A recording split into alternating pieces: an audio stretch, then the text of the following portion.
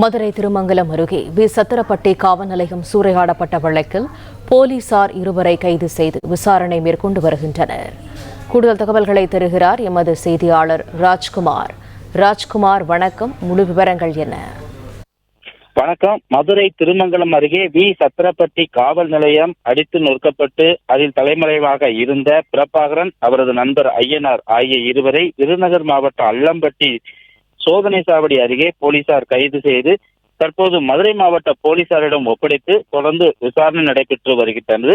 மதுரை மாவட்டம் பேரையூர் தாலுகா சத்திரப்பட்டி காவல் நிலையத்தில் நேற்று அதிகாலை பெரும் பரபரப்பை ஏற்படுத்தும் விதமாக காவல் நிலைய தாக்குதல் சம்பவம் நடைபெற்று பரபரப்பை ஏற்படுத்தியது. அதாவது நேற்று முன்தின இரவு பாதுகாப்பு பணியில் இருந்த பால்பாண்டி மீது அதே ஊரை சார்ந்த பிரபாகர் மற்றும் அவரது நண்பர் ஐயனார் தாக்குதல் நடத்தியது சம்பந்தமாக அதிகாலை 12:30 மணிக்கு காவல் நிலையம் வந்த பிரபாகர் தனது தந்தையை எப்படி விசாரணைக்கு அழைத்து செல்லலாம் என கூறி வாக்குவாதத்தில் ஈடுபட்டதோடு திடீரென காவலரை தாக்கி அறைக்குள் தள்ளி பூட்டிவிட்டு காவல் நிலையத்தையும் அடித்து நொறுக்கி விட்டு அவர் தலைமறைவாகினார். போலீஸ் ஸ்டேஷன் ஒதுக்குப்புறமாக இருந்ததால் காவலர் பால்பாண்டிக்கு உடனடியாக யாரையும் அழைப்பதற்கோ தகவல் தெரிவிப்பதற்கோ வழி இல்லாமல் போனது. அவரது மொபைல் போனும் சேதமடைந்ததால் உதவியும் அவரால் பெற முடியவில்லை.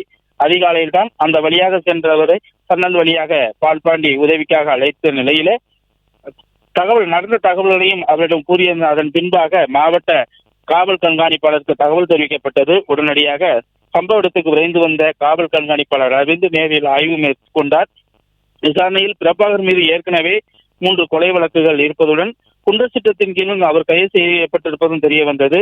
அவர் 2 மாதங்களுக்கு முன்னதாக தான் ஜாமீனில் வெளியே வந்ததும் தெரிய வந்தது. இந்த நிலையில் தான் திண்டுக்கல் போலீசார் விசாரணைக்காக பிரபாகருடைய தந்தையை அழைத்து சென்றதும் அதை தவறாக புரிந்து கொண்டு மதுரை போலீசார் தான் அழைத்து சென்றார் என கூறி காவல் நிலையத்தில் தாக்குதல் நடைபெற்ற சம்பவமும் அவருக்கு விசாரணை தெரிய வந்தது.